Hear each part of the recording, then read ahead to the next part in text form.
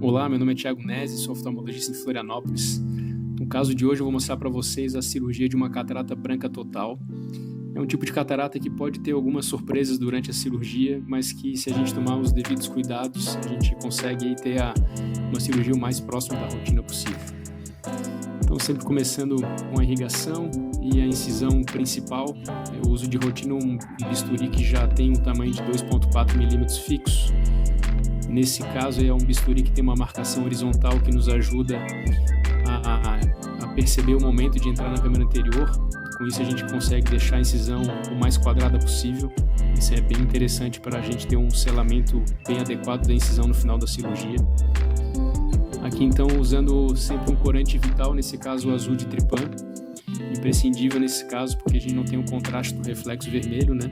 Então durante a cápsulorex a gente precisa ter uma boa visibilidade da cápsula anterior. Logo após a injeção do viscoelástico, o momento talvez um dos mais importantes da cirurgia é observar se nessa pontura inicial vai existir algum extravasamento de um líquido leitoso do saco capsular. Isso seria um indicativo de uma pressão muito alta dentro do complexo do saco capsular. Nesse caso em questão não havia, então eu segui com a cápsulorex normalmente. Então já uma cirurgia que provavelmente vai evoluir bem, já que não existe nenhuma intumescência dessa catarata, né? Uma catarata com uma pressão aumentada. Então, terminando aqui esse passo que, como eu falei, é bem importante a gente manter a centralização, a continuidade da cápsulorex. Cataratas totais geralmente já são um pouco mais soltas do saco capsular, mas eu sempre gosto de fazer uma hidrossecção um pouquinho mais sutil, nada muito exagerado aqui, para justamente evitar algum bloqueio, né? Gosto de girar para ter certeza que está solto, isso vai nos ajudar aqui a fazer as manobras de fratura com mais segurança e mais previsibilidade. Sempre gosto de aspirar o córtex anterior para ter acesso diretamente ao núcleo, né, mais firme, que ajuda na apreensão aí da caneta. E as manobras de fratura que eu uso de rotina são essas manobras horizontais, o Phaco-Chop. Uso sempre também esse gancho de Nagahara. Acho ele muito versátil para esse tipo de manobra.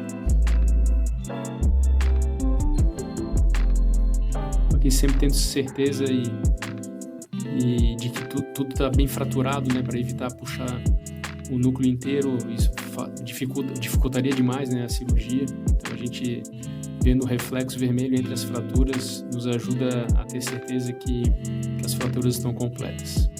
Diferente de um caso de rotina, a gente não tem o epinúcleo aqui protegendo a cápsula posterior da ponta da caneta do aparelho de facoemulsificação.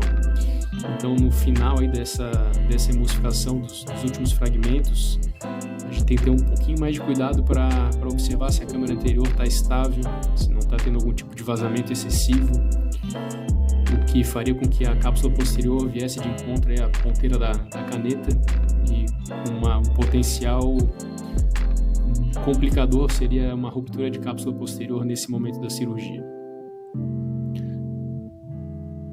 Então sempre levando e com a ajuda do gancho Nagahara os restos de fragmentos para frente da ponteira do faco, evitando ficar pescando, né, com a própria caneta.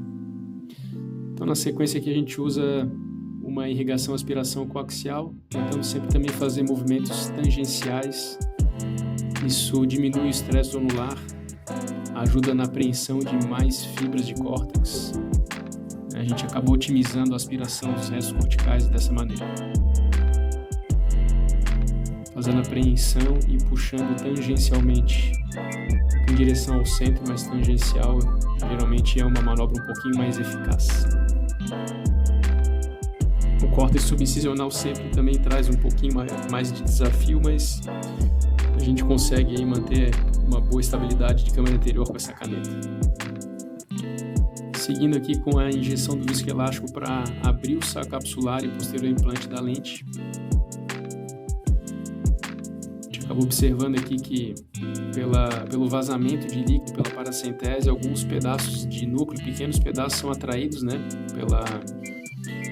pela irrigação que vai acontecendo ali nessa região, então ficar bem atentos ali para não deixar nada para trás. A gente segue aqui com o implante de uma lente de peça única, de acrílico hidrofóbico.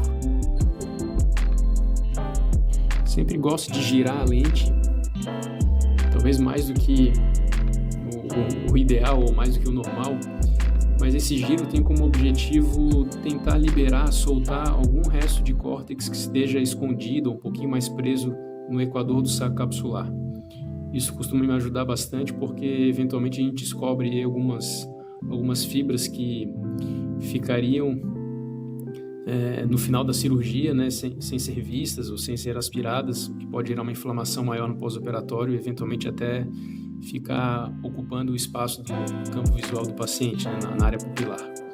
Então ali o primeiro passo já foi aspirar aqueles pequenos fragmentos de núcleo e na sequência aqui eu sempre gosto de aspirar muito bem o viscoelástico. 100% dos casos eu manipulo a lente ali para entrar por baixo dela e aspirar o viscoelástico que está abaixo da lente. Isso ajuda também a minimizar algum pico de pressão intraocular no pós-operatório.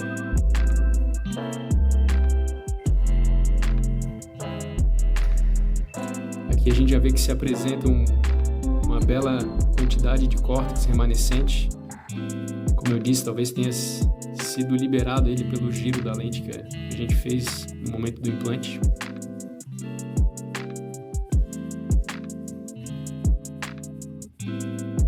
Chegando no final da cirurgia, sempre se atentando com a posição da lente, se as duas alças estão por baixo da cápsula anterior. Terminando de aspirar o viscoelástico. Também gosto sempre de hidratar as incisões, aqui começo pela paracentese, hidratando aí a incisão principal para a conferência posterior, se ela está autoselante, se não apresenta nenhum vazamento. Sempre confiro aí com um cotonete. Confiro ambas as incisões, também confiro a pressão do olho e tudo ok. Obrigado pela atenção, até a próxima.